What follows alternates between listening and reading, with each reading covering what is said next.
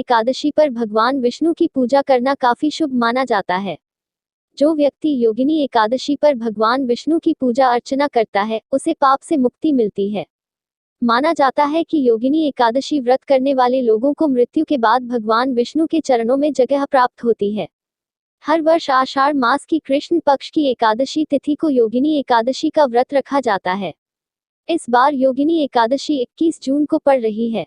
ऐसा माना जाता है कि योगिनी एकादशी के दिन व्रत और पूजा करने से व्यक्ति को 88 ब्राह्मणों को भोजन कराने के समान पुण्य फल प्राप्त होता है।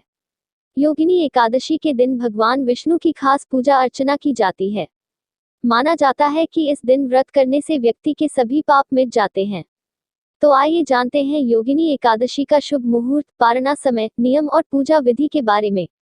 योगिनी एकादशी पूजन शुभ मुहूर्त।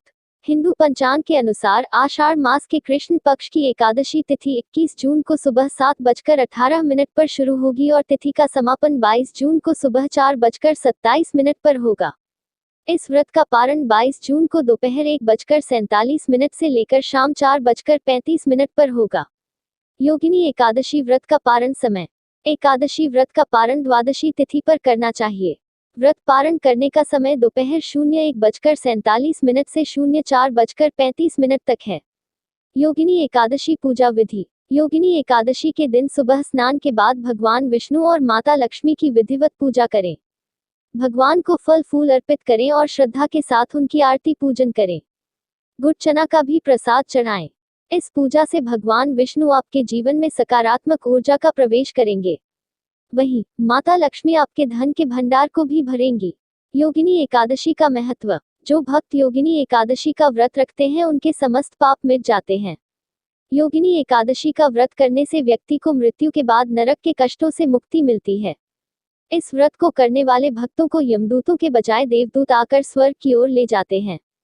योगिनी एकादशी के व्रत और भगवान विष्णु की कृपा से मोक्ष की प्राप्ति होती है।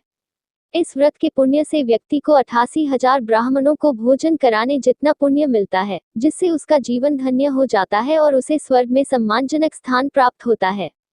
योगिनी एकादशी पर क्या नहीं करना चाहिए। धार्मिक मान्यताओं के अनुसार किसी भी शुभ अवसर या फिर पूजा पाठ के दौरान काले रंग के कपड़े नहीं पहनने चाहिए। इसलिए योगिनी एकादशी के दिन काले रंग के कपड़े पहनने से बचें। भगवान विष्णु की असीम कृपा पाने के लिए इस दिन पीले रंग के वस्त्र धारण करना अत्यंत शुभ रहेगा। तुलसी की पत्तियां भगवान श्री हरि विष्णु को बेहद प्रिय हैं, जिनके बिना भगवान को भोग नहीं लगाया जाता है। इसलिए योगिनी एकादशी के दिन भूलकर भी तुलसी की पत्तियों को न तो स्पर्श करना चाहिए और न ही इन्हें तोड़ना चाहिए। तुलसी की पत्तियां तोड़ने से मां लक्ष्मी नाराज हो सकती हैं। योगिनी एकादशी पर चावल का सेवन बिल्कुल भी नहीं करना चाहिए। मान्यता है इस दिन चावल का सेवन करने से दोष लगता है।